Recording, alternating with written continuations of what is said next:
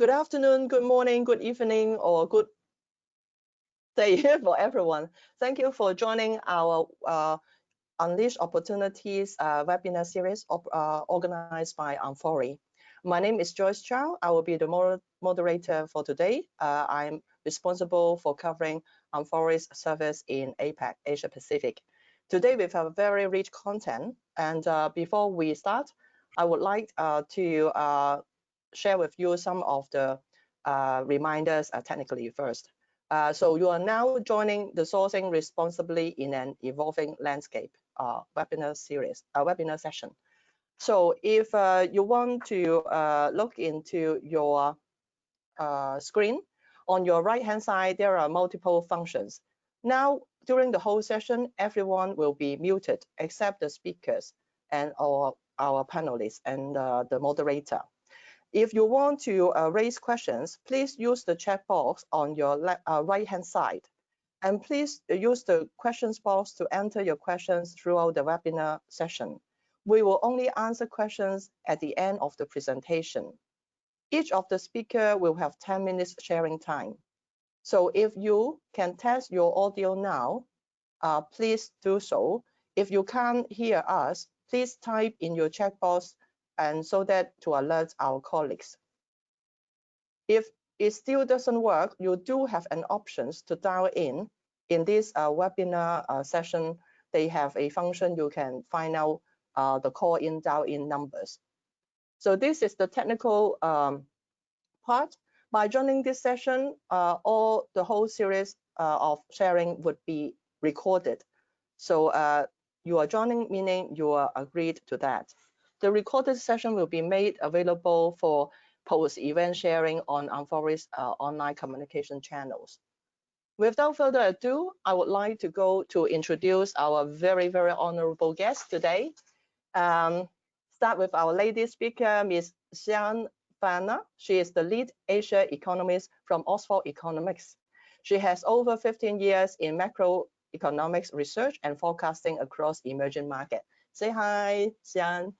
And then our second speaker is our very dedicated and key members, Mr. Samuel Buller. He is from the head of quality assurance of Metro Sourcing International Limited. Welcome, Samuel. Hi. And the third one is Mr. Adrian Barnett. He is our head of department from Sustainability and Quality Assurance, Migros Hong Kong Limited. Migros headquarters is in Switzerland. Hi, Adrian. And the last, certainly not least, representing manufacturers and supplier side is Mr. Alex Young. He is the Group CEO, Tax Rate Industrial Company Limited. And Xian is joining us from Singapore. Our two members are based in Hong Kong, and Alex is in Taiwan. So we are very international. Without further ado, I would like to start our presentation now. May I remind all our speakers now, you can switch off your camera so that we can have the best quality of transmission. Only leaving Xian online. So Xian will talk about the recovery prospects for Asia and medium-term economic trends. Allow me to give a brief introduction about this topic. Responsible sourcing has been the top agenda for many businesses, but how to cope with that and maintain that sustainably in the evolving landscape is an art and science. So usually people, when we talk about the changing, evolving landscape, may have four factors: geographically, from country-based to regional clusters, or industry practice, from brick and mortar to online or virtual trade, or it could be policy. For example, European Union have the Vietnam Free Trade Agreement effective, may also make buyers to adjust their sourcing strategy from one country to the others. Or last but not least is relationship driven. In the past, people will talk about sourcing responsibly is driven by buyers, but nowadays, manufacturers, suppliers are also committed to self-improvement. Adding on these four traditional perspectives is to COVID-19, the pandemic. Actually, it's reshaping all kinds of landscape, regardless which industry you are in. So we would like to start our panel discussion today. Xian will give us some very interesting, but may not be so positive economic figures to have the backdrop of our discussion today. Thank you, Xian. Thank you very much. Thank you. So I've only got 10 minutes, so this is going to be a bit of a whirlwind trip around the short term or the path of recovery we're expecting, given that we've got a easing in lockdowns. But also I want to sort of touch on the medium term. So it's a big area. Obviously, Asia is quite heterogeneous, but we'll see what we can achieve within that. So obviously, the global pandemic and the restrictions and movement of people, as well as lockdowns, has caused the biggest, deepest economic shock facing the global economy since the global financial crisis. We've seen industrial production and actually surpassing that. We've seen industrial production and exports in Asia actually being deeper than the contraction that we saw back during the global financial crisis. And in fact, we've seen that most Asian economies have now dipped into recession in the first half. Particularly, this was at the height of the lockdowns experienced in April. We also saw with that tourism has plummeted. So it's not only just been on the manufacturing side, but we've also seen those sort of consumer-related service sectors also been hit considerably. So that's like hotels and catering and retail and wholesale distribution. Positively, though, we are now actually moving that we've had some easing in global lockdowns. This has also seen some easing in the supply chain disruptions. So we have actually seen industrial production bounce back, as well as exports across the region from those lows of April. However, if you could just go to the next slide. Fabulous. However, the pace of recovery has already shown that it's quite varied across the region. In particular, those economies which are more dependent on resources, agriculture, and as well as commodities and energy have lagged behind, and those that are also, such as Indonesia and Malaysia, for example, those economies also that have been more dependent on the transport sector, such as investment, have also seen sharper falls in their exports and a slower recovery to date in their manufacturing production. China has led the way, and in part that's quite obvious is that it has been led the way because they had the major lockdowns in Q1, so they've already exited these restrictions, so we've seen a bounce back in that as well. But also we believe that going forward actually is that the recovery is also quite dependent on how well each country is managing is successful in managing their COVID outbreaks domestically. Those countries which have been able to contain the virus successfully, these include Taiwan, South Korea, and China, as well as Thailand, have actually seen an increase in workplace mobility. So if you look at this chart on the left-hand side, this is the containment of workplace mobility. Now the x-axis, so your horizontal axis, is looking at how well the country has been contained. The lower it is, better. And then on the left-hand side, it's actually on workplace mobility. Now we look at workplace mobility because this is quite high frequent and it's a good proxy for economic activity. So it can actually provide an indicator of just how well economies are actually being able to get back on track. So going forward, we actually think that this is an important ingredient over the pace of recovery across the region. So those countries that have been successful, again, China, particularly Taiwan, which has got one of the lowest numbers, South Korea, are actually likely to see a stronger recovery in the second half of this year. Those countries which were successful but have now seen some outbreaks include things like countries such as Vietnam and Japan and Australia, where we're seeing some restrictions being implemented again. Although I'd like to add for Vietnam that daily case numbers are actually quite low still, and absolute numbers are actually low relative to the region. And importantly, the economy is still growing. Of course, at the other end of the spectrum, we have Indonesia, the Philippines, and India, where we've seen resurgent hotspots, which has led to either a pause in the easing in restrictions, or we've actually seen some restrictions imposed. And given sort of their weak public health sector, as well as limited fiscal support, we actually have the recovery prospects for these economies remain quite dim. So looking at what that means for GDP growth across the region, unfortunately, even though we do actually have a expected recovery for the second half of this year based on that easing in global lockdown, so we've got a big pent-up bounce in the third quarter. We've got that easing in supply chain disruptions. It does actually mean that primarily a lot of these economies are still actually going to record large contractions this year. Those economies that are going to be more hard hit are those that are more tourism related. So those are, tourism is a greater share. That includes the Philippines and unfortunately Thailand as well, despite the fact that it's been able to contain contain the outbreaks within the region, within the country. So Philippines, for example, we're looking to decline by 8.2% this year. So that's actually going to be the worst hit among the Asian economies. On the other end of the spectrum, we expect China to actually grow by 2.5%.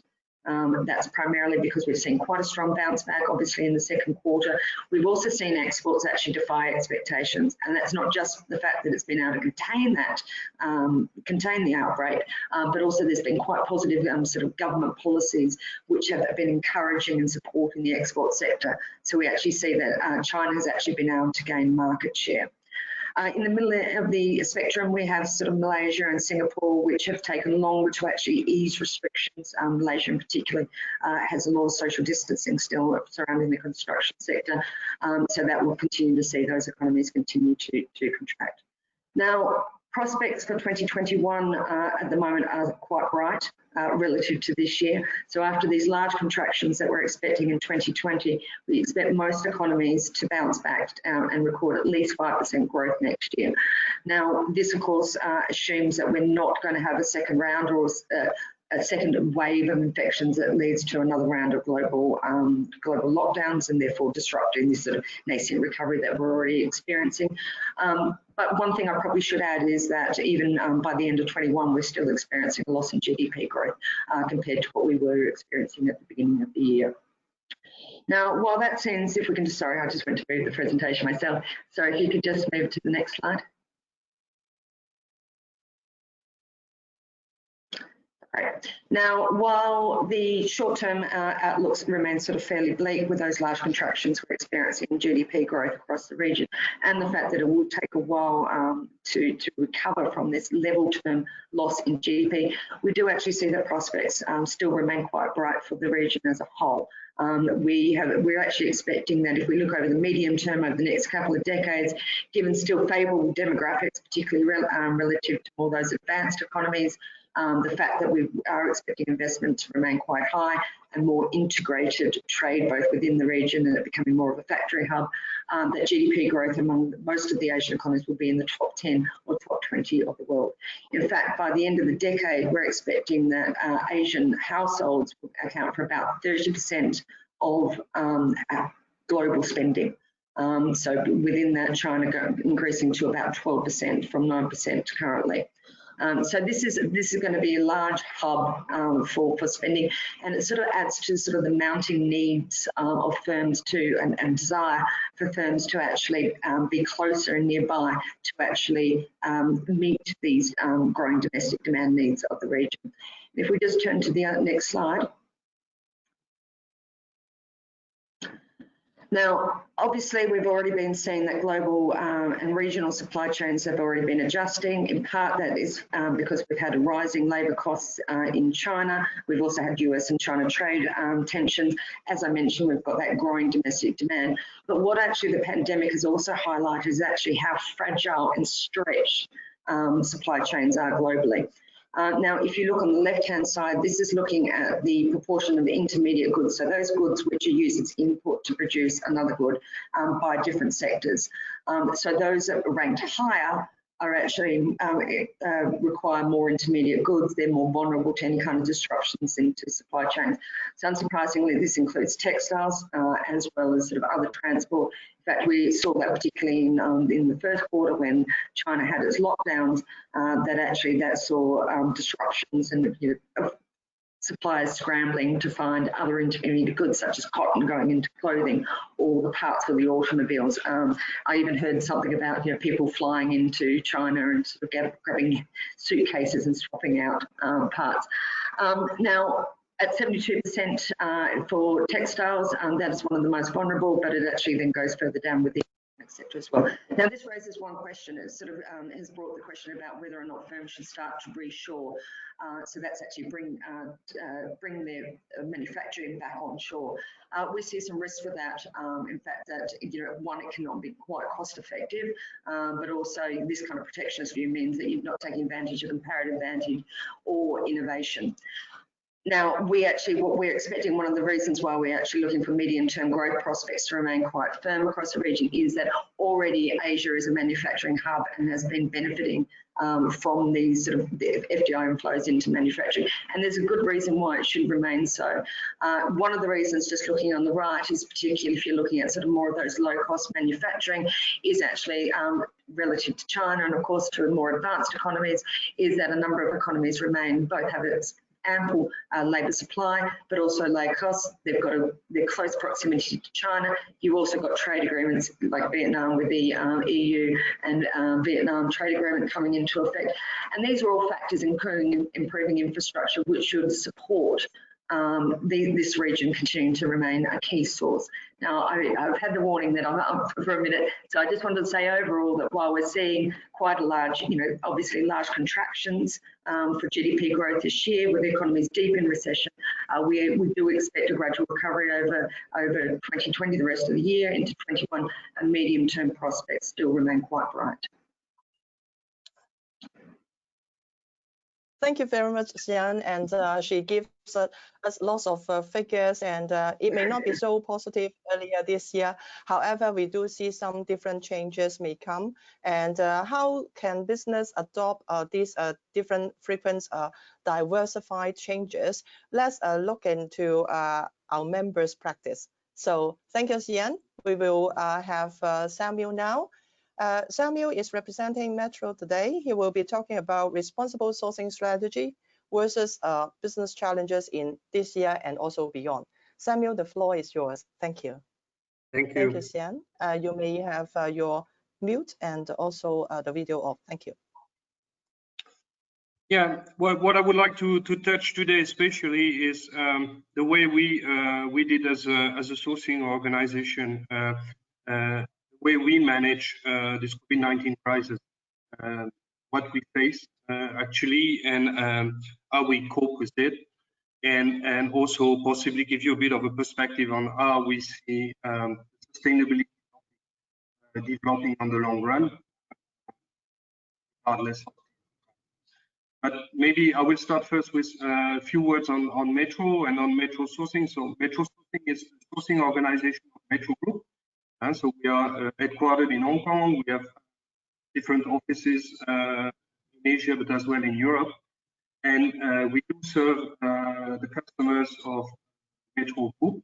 Metro Group is a wholesaler, selling goods and services mainly to independent businesses in the sector of hospitality. So meaning restaurants, hotels, bars, cafes. So this is who we are, and we can go immediately into the next slide. And just to give you a view on what we faced as a crisis in 2020 with this COVID-19. And to start with, I mean, this crisis can be described in three. It started for us very clearly as a supply crisis in Asia. It was mentioned earlier. Large lockdowns have been decided in China, in Wuhan, extended province, and extended also nationwide with different intensity. But at some point of time, somewhere in February, all the country was suffering limitations in terms of production, in terms of logistics, and in terms of access simply to our regular sources. And for us, I mean, very clearly, being a sourcing office, not having access to our sources is a bit of a problem. We were in a situation where our producers were sometimes not able to produce, and if the goods were produced, they were simply not able to get them out of their factories. There were no trucks available to take the goods to the next logistic hub, to the next port. Simply there were limitation in inter-province transportation. Truck drivers were stuck, crossing or entering a province, subjected to quarantine weeks, for instance, and they were simply logistic disruption everywhere. Ports were working slow pass. Sorry, Samuel. Sorry, Samuel, to interrupt. We have audience saying maybe the transmission from your side is not so smooth. Would you mind you close your video during your speech?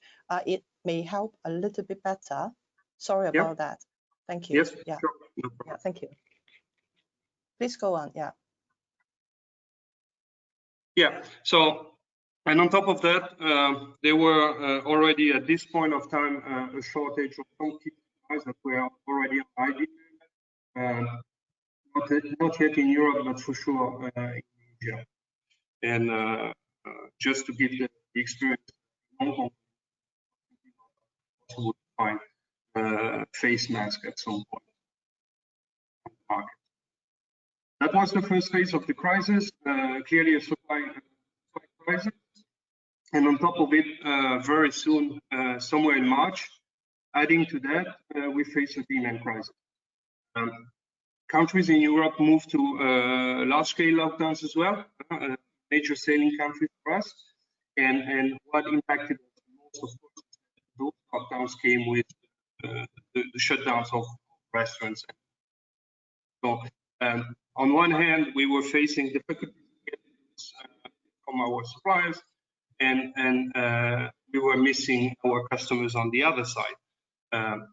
On top of it, we've seen some panic buying in Europe, people looking or piling up first needs products, food products especially.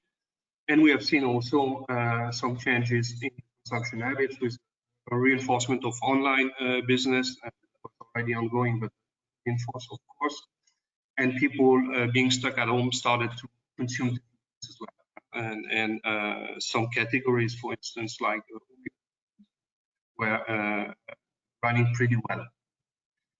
And then,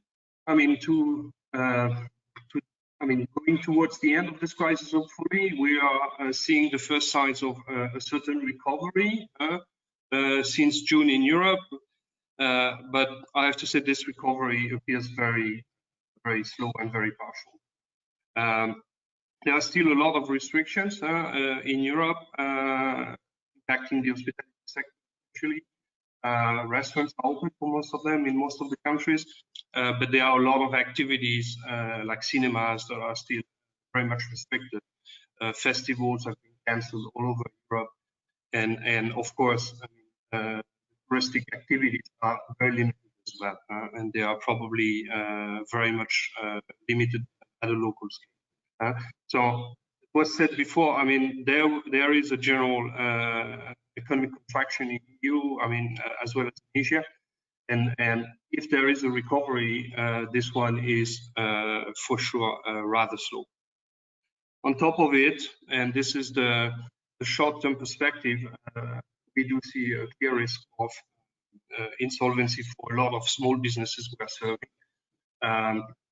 By definition, they are independent businesses. They are running on limited cash flow, and the lockdown for sure has been accompanied in many places by government plans to support. But on the long run, this risk we do pretty high. So this is the situation we've faced and we are still facing. And of course, in this kind of situation, what you start to do is build plans, contingency plans, or damage control plans. And for ourselves, we set very simple 3 golden principles in order to navigate through this crisis. The first one we set very clearly is safety for our employees and customers. Why is that? Because simply, if you cannot manage this part, if your employees don't feel safe coming to the workplace, then you don't operate. Your stores are closed, and that's the end of it. Of course, for the same reason, you need to ensure a proper safety and a good level of hygiene in your stores. You want also your customers to be safe coming. So that was top priority for us, and I mean, practically, we equipped our employees with a lot of protective gears, especially masks that we have massively sourced and shipped in the peak of the crisis, cover that part and to serve our employees. The second principle we set is supply. Why is that? Because simply this is our core activity.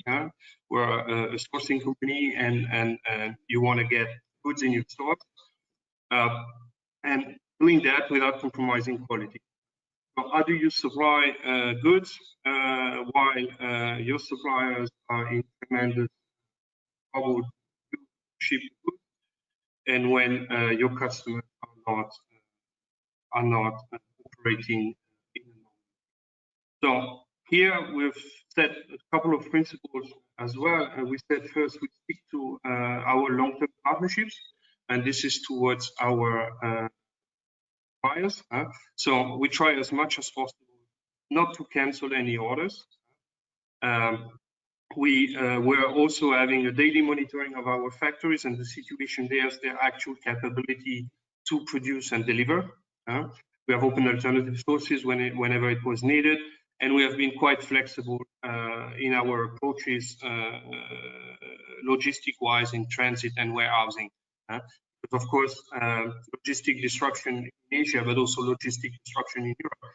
If your warehouse, for instance, is in a region that is under lockdown, that is coming in out.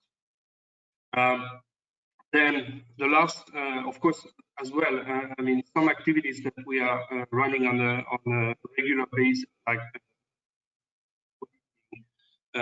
inspection at our suppliers' premises, were simply not possible. So we have also reinforced our risk assessment measures to keep the business running as much as before.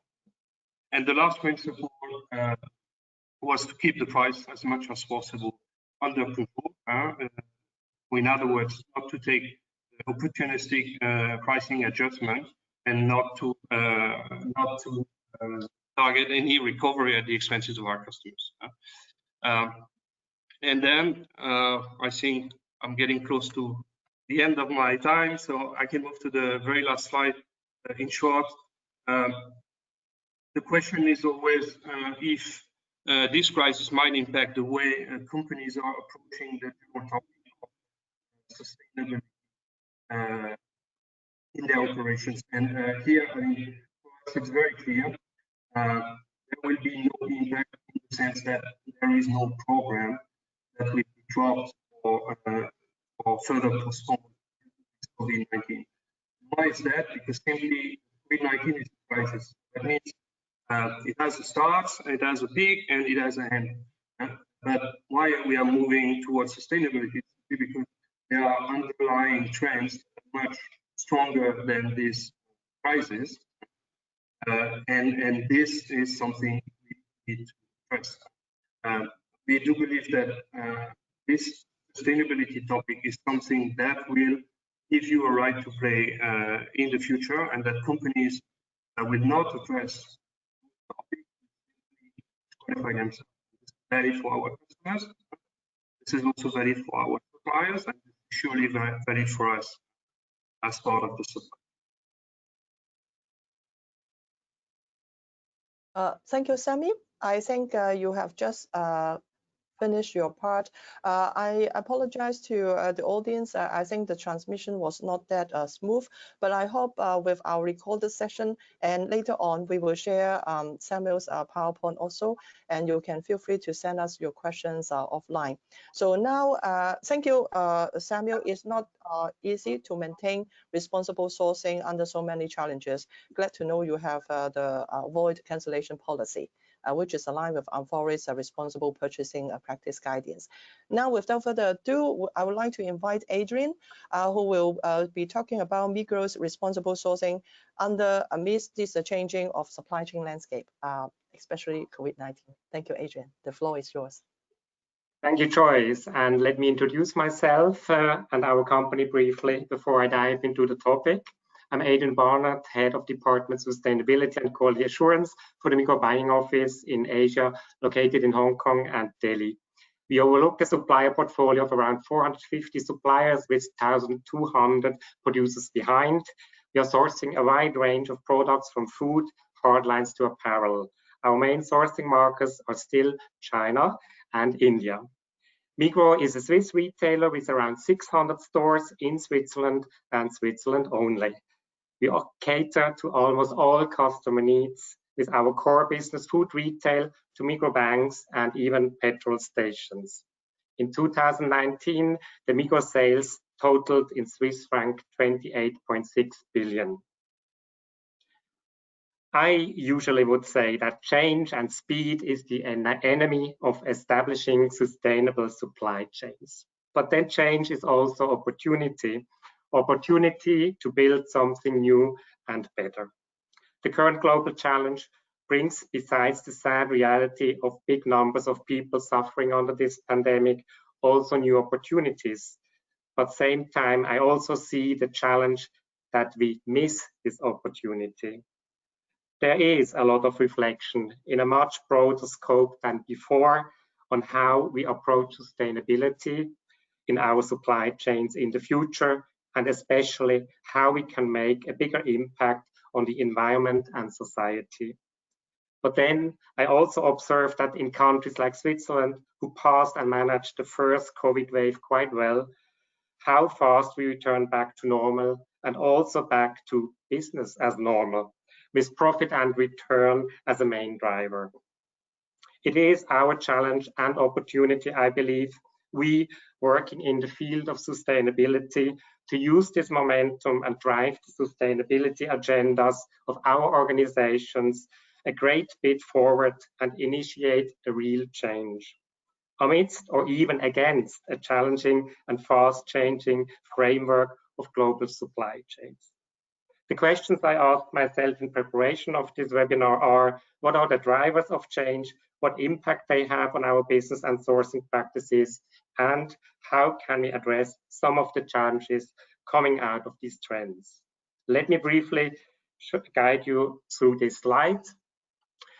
COVID definitely highlighted some urgencies to change our approach to sustainability in supply chains, but mainly showed also the dependency on functioning global supply chains and the need of a diversified sourcing strategy in order to ensure a certain self-reliance in key industries and products, like, for example, the discussions now in the medical industry going on. I would say the main driver so far before COVID of a changing supply chain landscape was trade and transparency. Under the trade tensions between US and China, many companies considered and already moved supply chain out of China. Vietnam and India are countries frequently mentioned in the scope of new sourcing destinations in Asia. Besides changes mainly affecting the trade of goods, national laws in the home countries of corporations, like, for example, the UK Modern Slavery Act or the Responsible Business Initiative in discussion currently in Switzerland, companies will have more obligations fulfilling requirements in their home country throughout the full and global supply chains.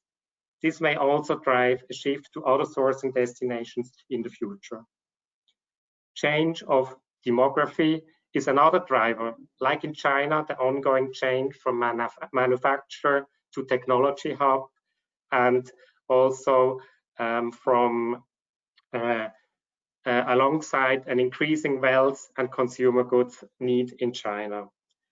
This trend usually leads to supply chain movements as well. The first move within the destination to less developed areas before moving out of a country into new destinations.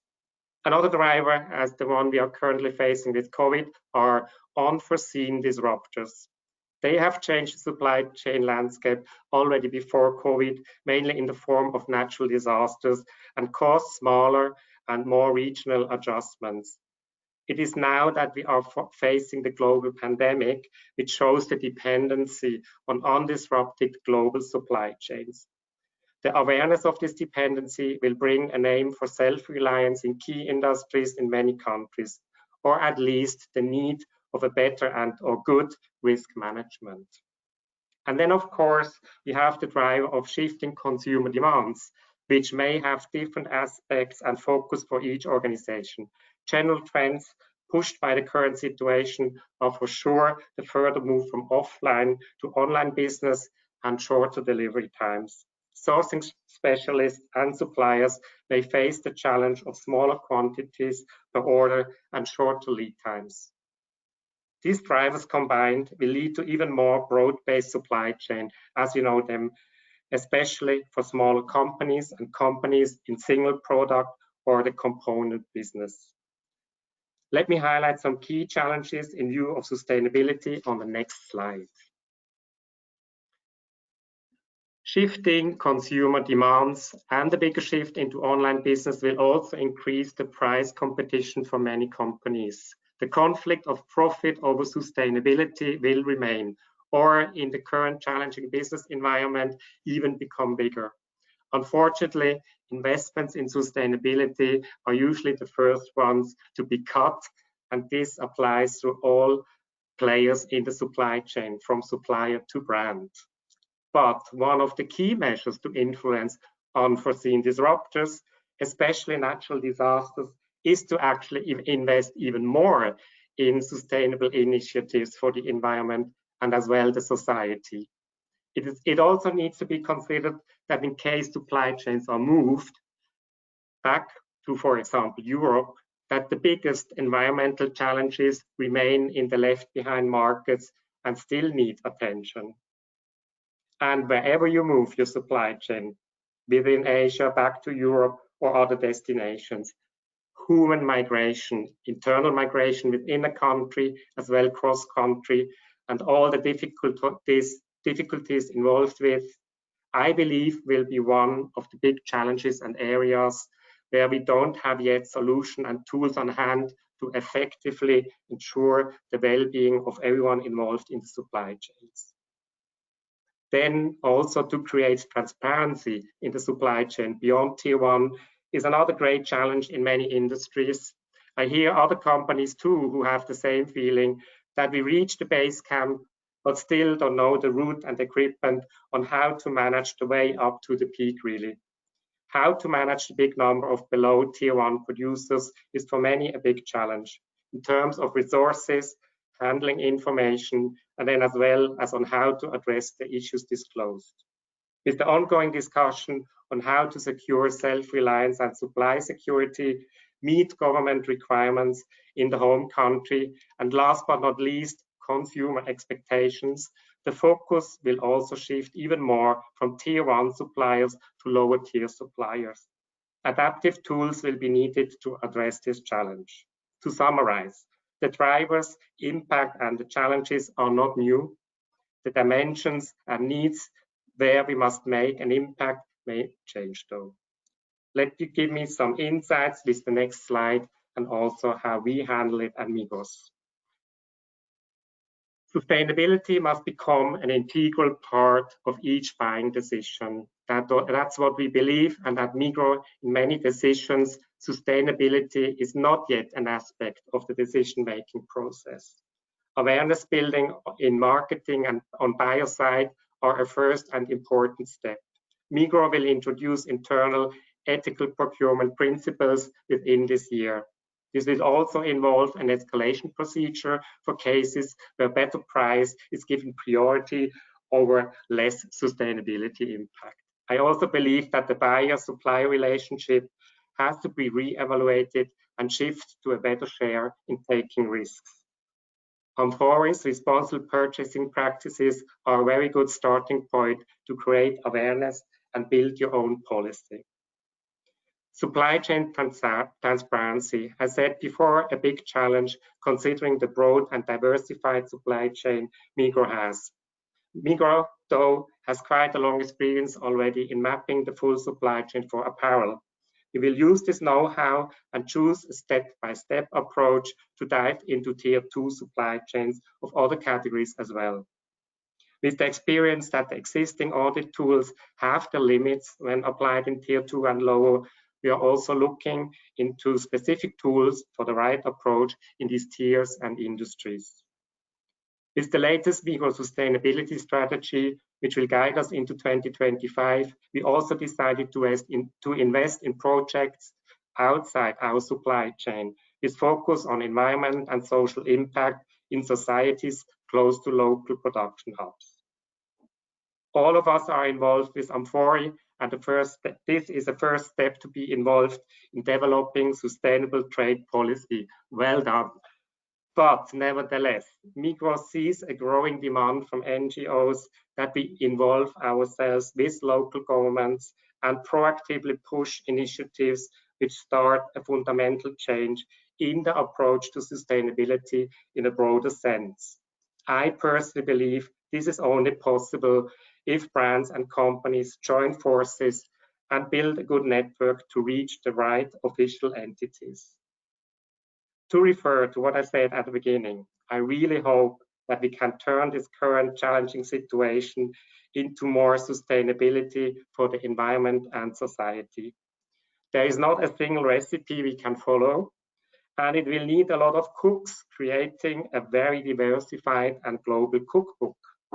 In that sense, I am looking forward to joining and work with many of you cooking together for a greater impact in the future. Thank you very much. Thank you very much, Adrian, and your very interesting and inspiring sharing, and being a role model of our members committed to responsible sourcing. We are running running out of time, so let's have Alex quickly start, and so that we can still reserve a few minutes for Q&A. Thank you. Adrian, please switch off your video now, and we will I have Alex to talk about from the manufacturer side, talking about the thoughts on social sustainable sourcing, retail Armageddon, and the COVID-19 pandemic. Thank you, Alex. Yes, thank you, Joyce. And it is my great honor to have a chance to speak to my fellow members in Europe and also in many different parts of the world. Well, we have listened to the perspective from very important sourcing and brands and retailers in other part of the country, other part of the world, and we have now looking from the perspective of supplier. In this PowerPoint, you can see this is a extraction from a Daily Star about how serious the order cancel or postponed by brands has spread over the entire world. This is unprecedented challenge to most of the retailers or the supply chain ever in the world, because such kind of cancellation or such a kind of retail challenge is unprecedented. And just talking about the Europe actually, and Europe and America, the two biggest geographies that suffer from all this cancellation, and of course, most of them are manufacturing in other part of the world, especially in Bangladesh, in Turkey, or in Asian area. So I will see that on the both side of the supply chain, I can see there's a lot of challenges. How supplier can survive? How can they keep paying their workers? Or how can they have the cash flow to sustain themselves after the COVID-19 pandemic? Another side of the pictures, retailers have to face lockdowns, have the recession of the economic activities, and have to face all the challenges of being unable to have the. Sorry, Alex, please switch off your video. Some audience say it keeps breaking up also. Sorry to disturb you. Thank you. Okay. Is it better? Okay, so I can see there's a challenges from the state and from the Europe. There's a huge amount of cancellation. At the same time, retailers in the Europe and in the most of the important retail markets actually is suffering also because of lockdowns, because of contraction of the economic activities, and because the propensity of consume has been significantly reduced. So next page.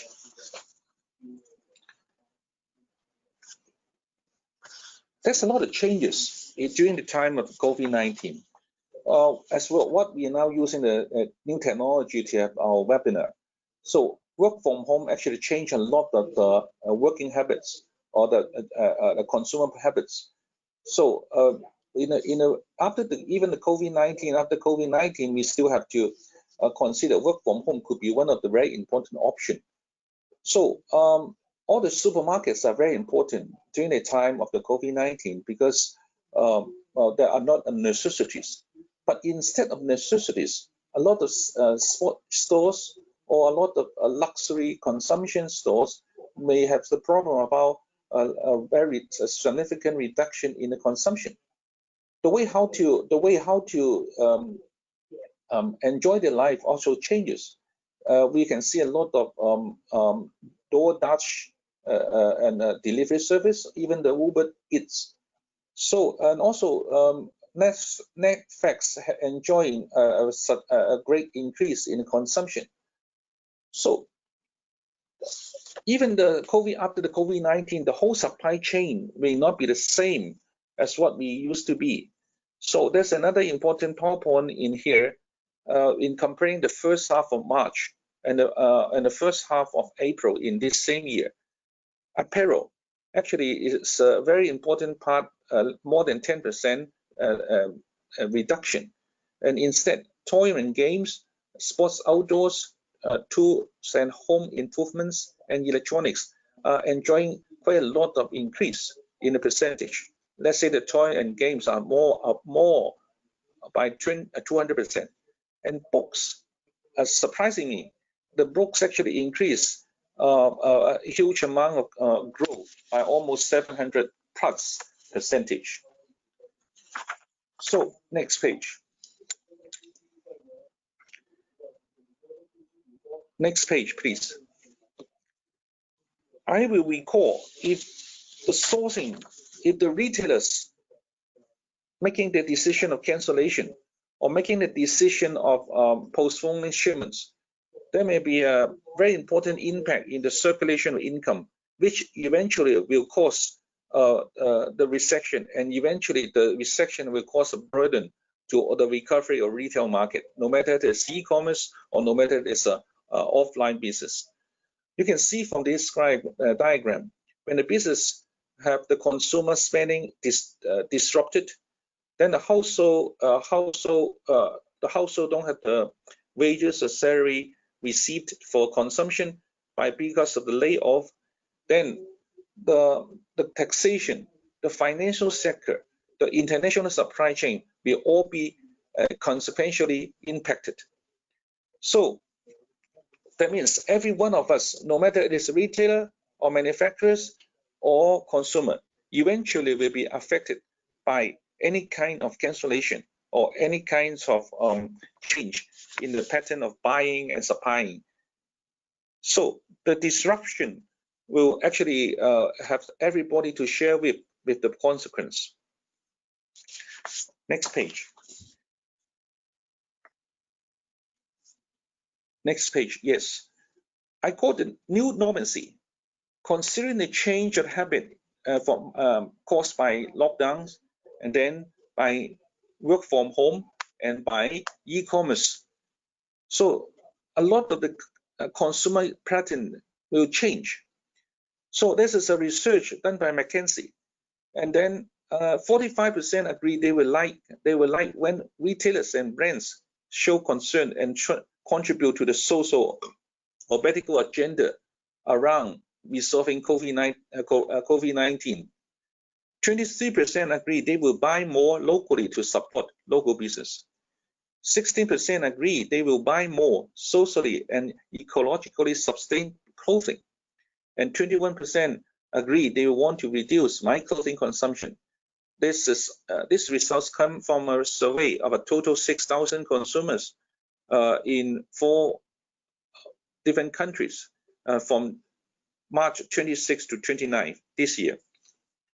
So the conclusion is, for fashion consumer particularly, shift towards more purpose-driven and sustainable behavior, it is very clear. So our industry actually is a very traditional or typical globalized industry.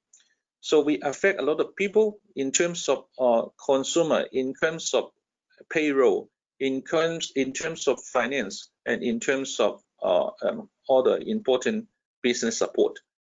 So there will be a challenge to the global sustainable development goals. Number 1, number 5, number 10, number 11, number 16, and number 17.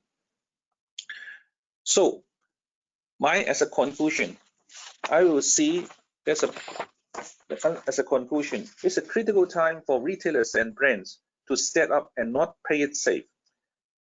As most of the country will get back to some kind of normalcy, engage in the pandemic shopping habits will look much different, and trust will be the single biggest factors that impacts where consumer choose return. And COVID-19 has shown us how quickly consumer demand can change based on what is happening in the world around us.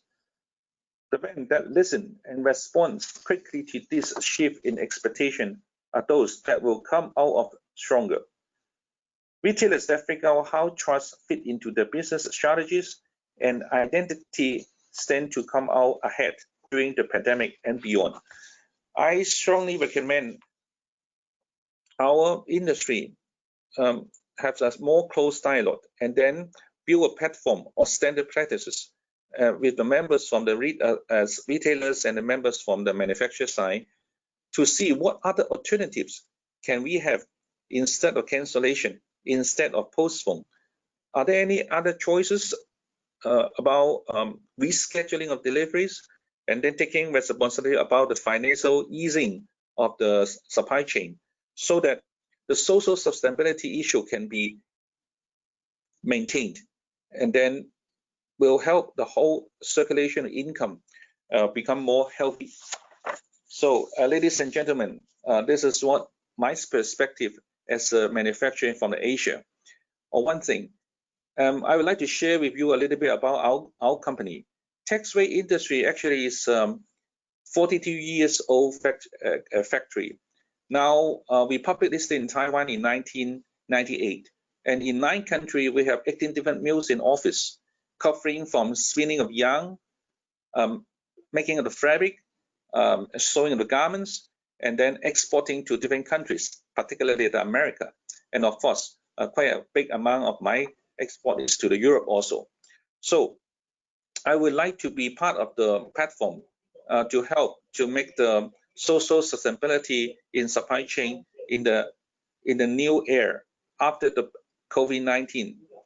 So I wish my proposition will be welcomed by all of our members in Enfolio. Thank you very much. Thank you very much, Alex. And you conclude this very well. And actually, you're already in our ecosystem.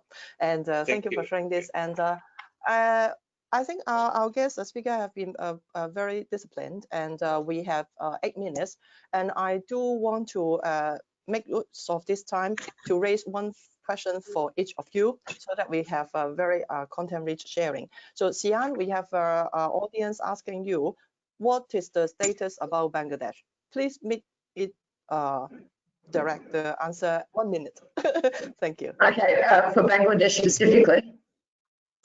Yes, Bangladesh. Yeah, one of the audience would like to have your. It's actually not one of the countries I cover, so I apologise for the fact that this is going to be, it will be brief.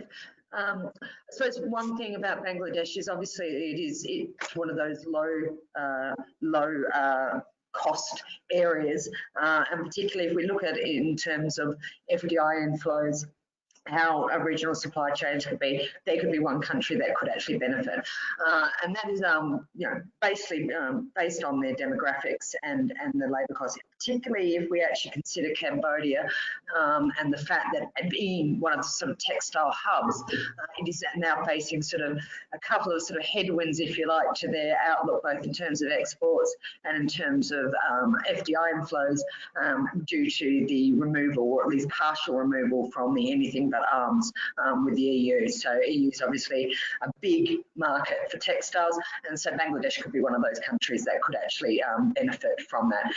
There is the problem, of course, with sort of natural resources and natural disasters, which is always, it's not all about labour when firms are considering about where they go to. Thank you. Thank you very much, Fam. This is a very important note, because Bangladesh is our top 3 sourcing country for our buyer members. Thank you.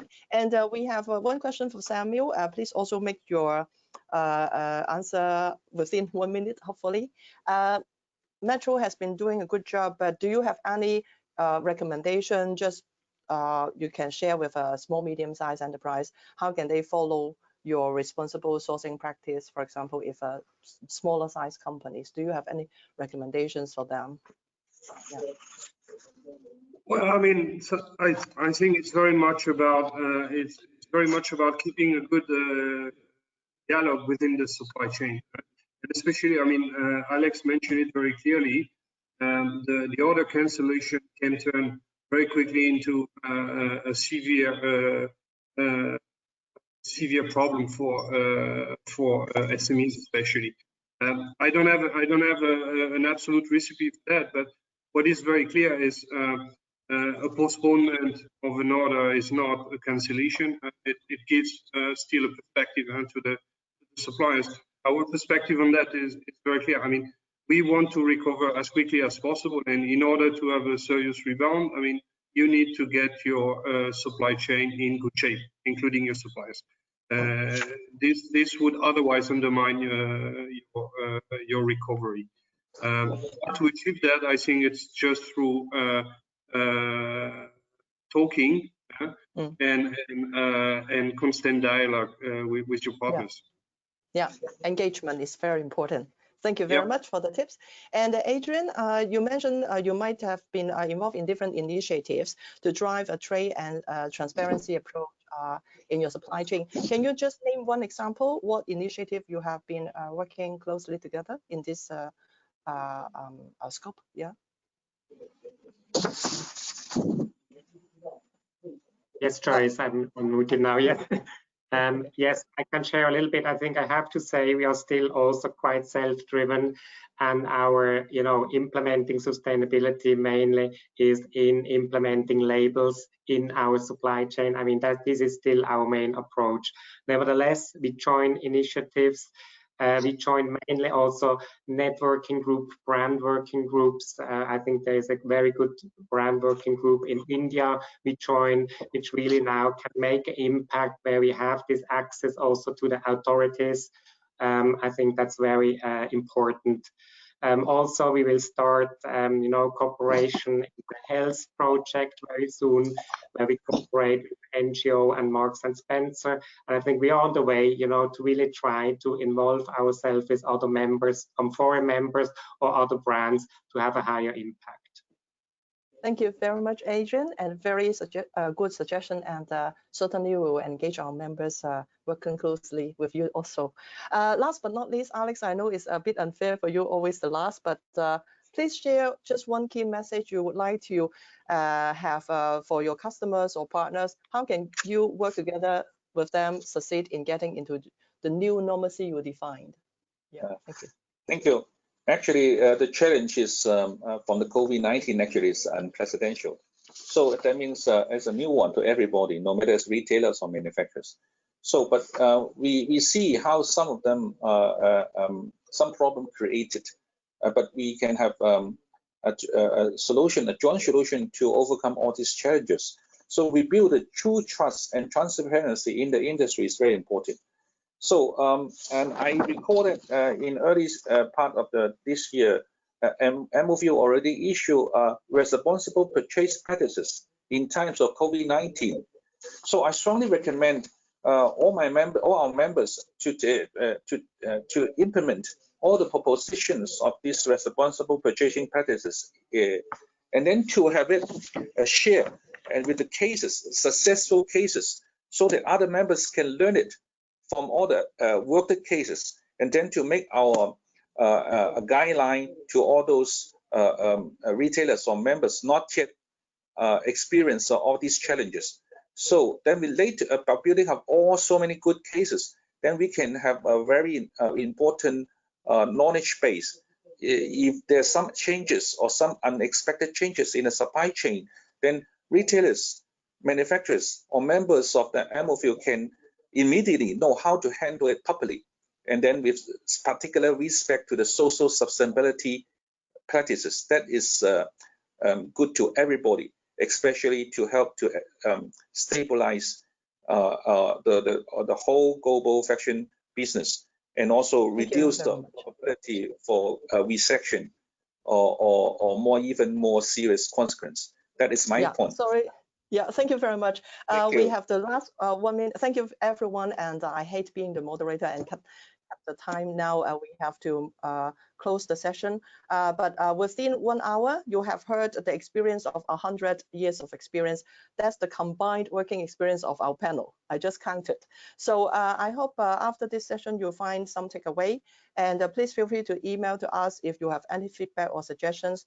And we have still many other sessions. You can register on Forest website. Go there and then register. So thank you for your attention. Thank you for all of our speakers' contribution.